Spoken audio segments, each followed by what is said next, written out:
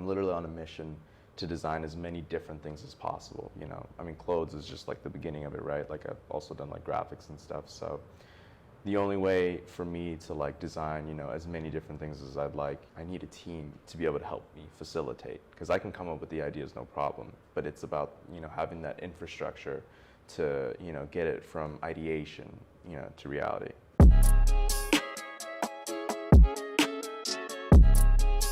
Welcome back to the Beige Moguls podcast. Today I have a very close friend of mine, Ra. He is a experience-centric visionary in the fashion and manufacturing space with several successful companies across different verticals. I'm super proud of and inspired to introduce my brother Ra. How you doing today, bro? Bro, I'm blessed. I'm here with you right now. That's the biggest blessing, bro. Love you, bro. I love you too. It's like your bag is asking me to. Awesome, bro. Why don't you go ahead and introduce yourself? Tell us more about you. Yeah, so, damn, where to begin? Okay, well, first off, I actually met you, I think it was closer to like 16, 17, right? And we've known each other. We actually went to like elementary school together. And It's crazy. yeah, but we didn't know each other back then. At all. Yeah, but we had a mutual connection, Shahan. Yep. And, you know, back in 2017, 16, whenever it was, you know, we connected and, you know, we just started working together. It was like homies at first sight. It's like, what's up, bro? Where you been all my life? Right, exactly. It was Yeah. bound to happen. And, you know, from there, we just kind of like started collaborating on small projects here and there. You know, we made that Revelations artwork, which was actually like one of my first artworks I've ever made for music. Actually, probably also my last one too. I was like, after that, like One I and can't. done. It's too fire. Yeah. But yeah, from there, I started my first brand, which was Raw by Rahman, which, you know, was kind of my first attempt at, you know, making clothing, and it was kind of really the beginning stages where I was learning the kind of ropes, like what it took to like on the manufacturing side of things, and that was great. And that brand didn't take off, but it taught me a lot. It also helped me build that identity, which is Raw. It was a stepping stone, right? Yeah. And it was all part of the journey, and it was a fire brand, by the way. We'll drop some of the pieces on screen somewhere here, but, you know, it's fire, bro. I remember copying a tee, pulling up to your Yeah, old at the job. hotel. Yeah, pulling up, and like, it was just raw energy, you know? It's dope. And then what? And then from there, I started, so I kind of like put that to the side. I was doing a lot more design work for like websites, different kinds of graphics, and I ended up like interning for some other luxury brands in DTLA and other parts of LA. Yeah. And it was really cool, you know, it kind of taught me, you know, like what I want to do with clothing, and it also showed me that side of it. Because originally when I started Raw by Rahman, I wanted to basically create fast fashion, which at the time, you know, it seemed like a good idea because I wanted to make everything affordable so like everybody would buy into it. And, you know, the goal was to like sell like 10,000 pieces, make like $5 per shirt, and, you know, 50,000 right there. No, that was terrible, you know, because fashion is associated with a lot of waste. Like it was just not the approach. And with working with those various experiences that I was working with and interning with, it kind of taught me like, okay, let's get away from the waste and let's actually do things that are more sustainable. You know, let's make quality, not necessarily quantity. And you know, that was a huge like stepping stone for me, especially in fashion, because you know, it allowed me to create like all these different pieces that I'm wearing today. Literally the piece that I'm wearing right now, birthday present and very special gift from Raw. Yeah, it's a custom fit drop shoulder. It's the heaviest t-shirts on the market, 16-ounce French terry. Sheesh. Made in LA, made in Little Bangladesh. Made in Little actually. Bangladesh. Big shout out. It's crazy. The beige embroidery, too clean. It's beautiful. I'm gonna need one of these in every color. I got you, bro. You already know. But to actually go into that a little bit, so I'm not sure how many people know, but my dad was actually the one who started Little Bangladesh. Legend. And Majib Siddiqui. And when I was a kid, because this happened when I was like maybe like 9, 10 years old, right? And when I was watching him do what he was doing, he didn't really know how to do like graphical work, and I was just tech savvy at the time, so I was like, okay, yeah, let me pick this up, you know, let me help you out. So I was like building flyers, I was shooting like the worst videos, but they were, I mean, you probably wouldn't have hired me if I was for on effort, Beige. bro. It's all good. It's But, probably better than anything I could produce myself. nah, stop. But yeah, so I would like help him with like a bunch of different things like that, and you know, eventually around 2010 is when he got that place. You know, when he made Little Bangladesh what it is, our little home away from home. And the craziest thing, and this is like the most full circle moment for me, is my dad actually rented out a space in Little Bangladesh before it was what it was. And that's where he would throw cultural programs, he would throw, you know, musical events, he would also meet with the community, and he would do like the paperwork with them. And, you know, that was great. You know, he got it passed in 2010, and then after that moment, he, you know, let that place go because they had other places at that point. They were throwing events at like parks and stuff. And from that point on, they decided, or no, he let it go. And after letting it go, flash forward, like I would say maybe like 5 to 7 years later, all the clothes in the bag you see me wearing are made in that same office space that he rented out. Wow. So it, like, I know exactly like the entrance, the parking, where the bathrooms were, like.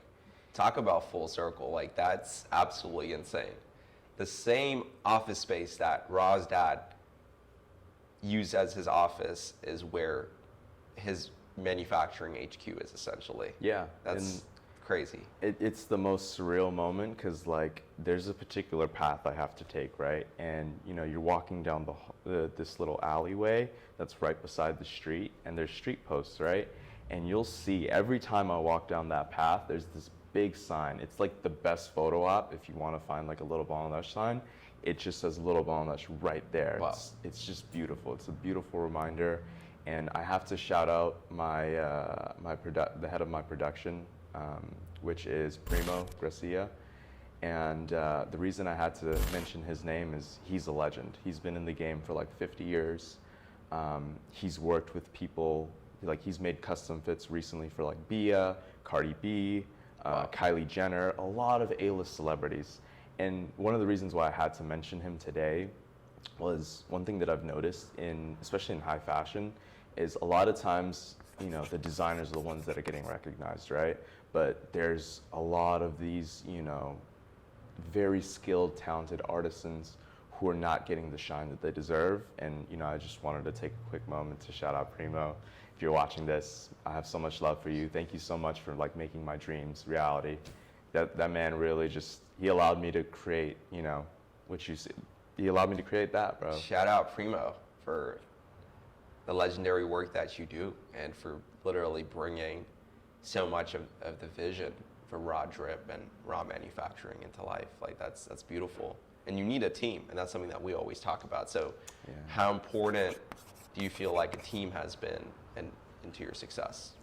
You know, being like a perfectionist, being someone who's a little bit of a lone wolf, that was like kind of something that was a little bit difficult for me to kind of like pick up in. And I think that's a problem like that a lot of creatives face. It's your search for perfectionism essentially produces a tunnel vision journey, right? And that's great for you to create in isolation.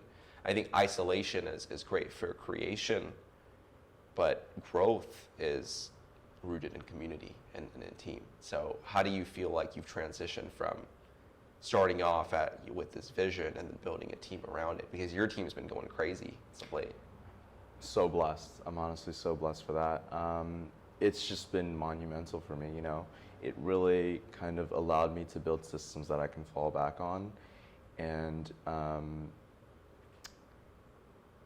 I think one of the craziest things is I'm a very ambitious person. I'm literally on a mission to design as many different things as possible, you know. I mean, clothes is just like the beginning of it, right? Like I've also done like graphics and stuff. So the only way for me to like design, as many different things as I'd like, or as I'm able to, is I need a team to be able to help me facilitate, because I can come up with the ideas, no problem, but it's about, having that infrastructure to, get it from ideation, to reality.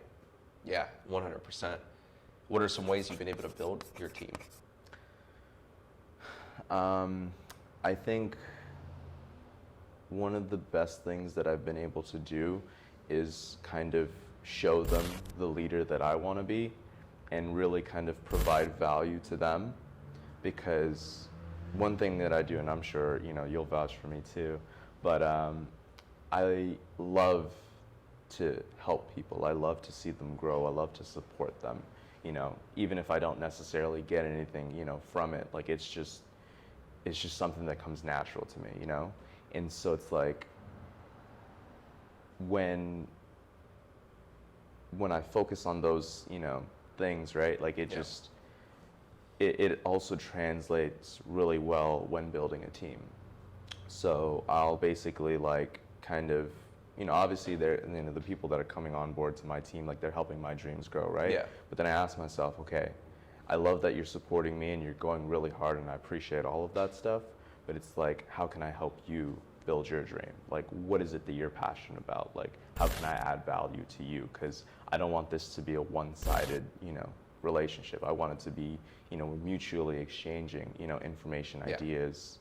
And I think that's been like a huge part, because then, it allows people to really like, want to like believe and support you, And I'm sure that you have an incredible team who we're with right now. Yeah, big shout out to the team behind the scenes. I literally have one of my sales managers, Ethan, that had a major move from Texas to California. I recently moved to Texas and we met out there, and now he's actually moved over to Cali, and this is the first destination, him coming to link up with me in LA on this visit. So big shout out, to the entire team. I think team is extremely valuable in building any great vision, any great idea, right? And that's who we need to really nurture and foster, and that's something we always talk about. But why don't you tell us a little bit more about your companies and what exactly it is that you do? So Rashit is the one that, is the made-to-order, sustainable, locally produced in Little Bangladesh clothing brand. I mean, I have a few, but the other main company that I'll touch on today is Raw Manufacturing. And basically, Raw Manufacturing is a one-stop shop for basically anything you ever need to produce. So think of, whether it's product, whether it's packaging, whether it's an experience, even on the digital sense, like, we can start from that ideation process, and, we've developed a team that allows us to kind of facilitate, okay, we take this person's idea, right? We figure out what the true identity of what they're trying to do, and we allow them to build that, by asking specific questions to really understand not only like, obviously like the branding, which is obvious, but it's more so like understanding how they want to present themselves to their client, to their customer base, or what kind of experience, how we can make it like a lasting impression that, like, when people walk by, they're like, oh my God, that company does that, because, they do things like that. It's the same thing with the bags. Like, people literally, they approach me and they're like, whoa, that's crazy. I've never seen anything like that. But it's like so iconic at the same time, because it's like the sweetheart, conversation candies. Yeah. I recently got a custom-made Rashit bag made for my wife for her birthday, and she loves it. I gave it to her, I think just yesterday I gave it to her. Wow, yeah. You didn't even tell me that. She was in awe. Yeah, I'm telling you on the podcast now. She loved it, So if somebody wants to cop one of the bags, how can they reach you? So depending on when this launches, the website should have already been launched, because it'll be launching 2 weeks from today. Perfect. And I just had a photo shoot, so I'm just compiling all the content, scheduling it all for, the launch and the release. And I mean, you can also reach out to me directly on, Instagram, Rodrip.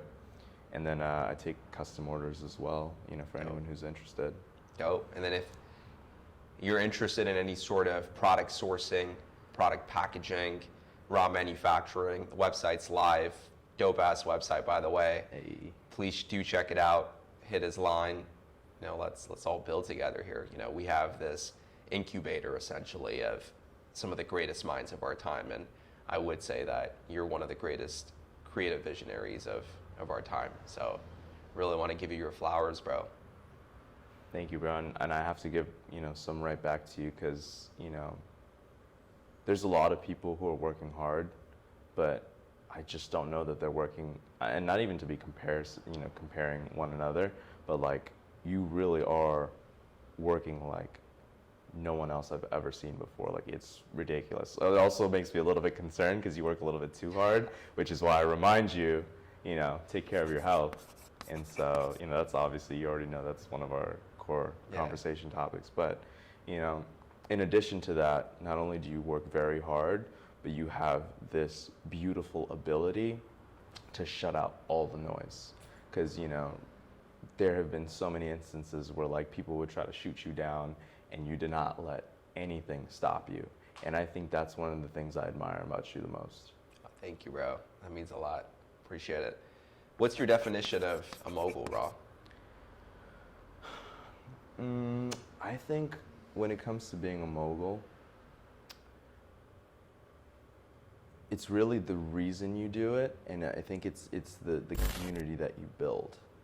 Because, obviously, like, yes, success, material things are great, but it's like, what do you do for people? Like, how do you inspire them? How do you allow them to become, their best selves?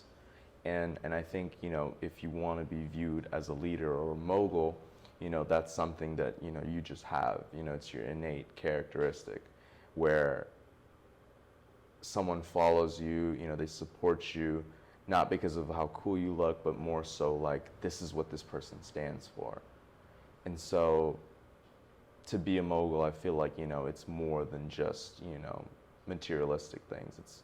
It's more than just the financial wealth. It's what you bring to the table, and it's how you allow people to take that and, incorporate it into their own lives. Wow, that's very well said. Through your inspirational journey, I would say you're a mogul yourself. And so what has made you the mogul that you are today?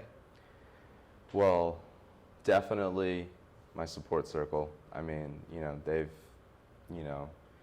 kind of reaffirmed everything in me, especially because like in the earlier stages in that lone wolf period, it was really just kind of me with that tunnel vision, as you said. Which is necessary. It's important to carve out and map out your vision. No one can do that for you, right? And you took the time to do that.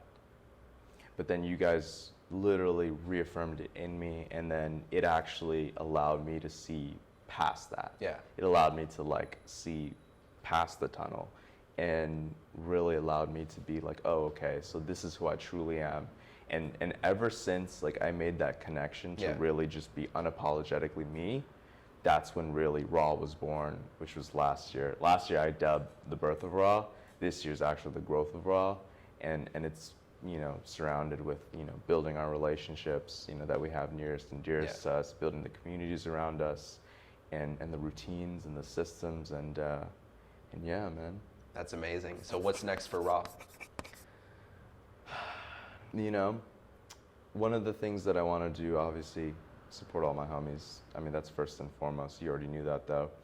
But definitely, I want to take Little Ball Mesh, what my dad and his team had started, and I really want to take it global, and, you being Bengali as well, like, we know the importance of, our culture, our heritage, and, I think it's important that we, being the moguls that we are, we take that and we apply that and we inspire, the youth, who will, foster more moguls, and I'm not even just saying like limiting it to the Bengali, community, but just, Desi people, and honestly anyone and everyone, really, it's not a universal an movement, thing. regardless of Inclusive culture of and gender and religion and any identity. any identity, and any characteristics, right? I think the goal is to really unite everyone and celebrate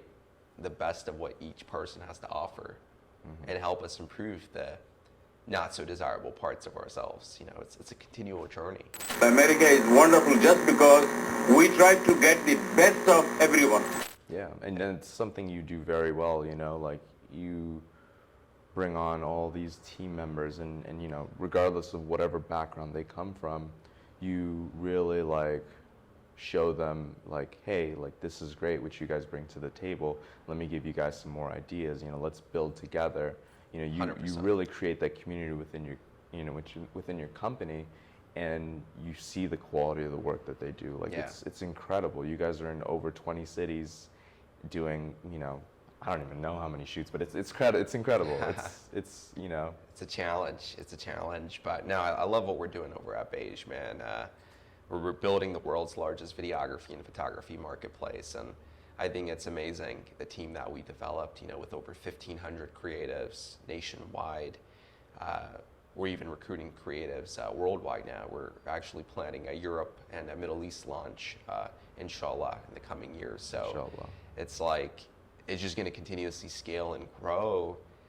And it's very exciting, like it's fun, but if I could go back and tell the 18-year-old version of myself something, I would say, yo, like, learn how to don't slow down the progress, but learn how to slow down in your personal time and really enjoy the small things in life more. Enjoy the journey, enjoy the struggle, right? Enjoy the challenges, the hardships, because that's what makes the journey fun and exciting.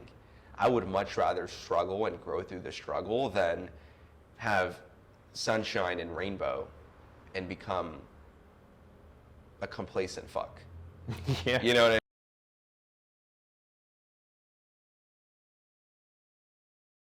And that's why Beige is a $1 million company within the next couple years. It's because we embrace the struggle. We own up to our mistakes. We don't let the haters bring us down.